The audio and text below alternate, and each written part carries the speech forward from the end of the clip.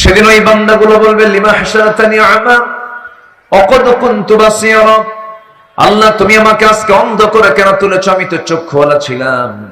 আল্লাহ বলবেন আমি তোকে এই কিতাব দিয়েছিলাম, এই কিতাবকে তুমি যেমন ভুলেছিলা আজকে আমি তোমাকে তেমনই ভুলে গেলাম। চিন্তা করুন, তাহলে সফল হতে হলে কোন কিতাবকে সাথে নিয়ে থাকতে হবে বলেন তো? বলুন কোন কিতাবকে সাথে নিয়ে থাকতে হবে? এটা ভুলে গেলে আল্লাহ কি করবেন? ভুলে যাবেন। এটা কি মোল্লার কথা না আল্লাহর কথা? আলম মোল্লা ভাই কই? আলম মোল্লা ভাই আছে তো না?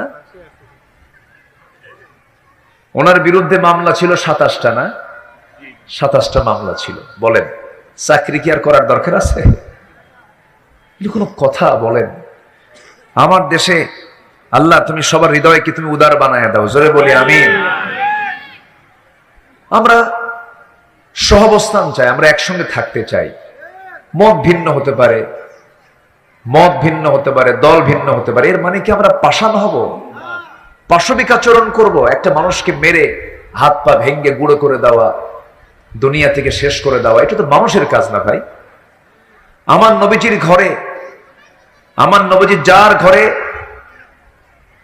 জীবনের প্রায় 50টা বছর পার দিয়েছেন প্রায়, অথচ তার যার সঙ্গে ছিলেন তিনি ছিলেন একজন কাফের, আবু তালেব। আপন চাচা আবু তালেব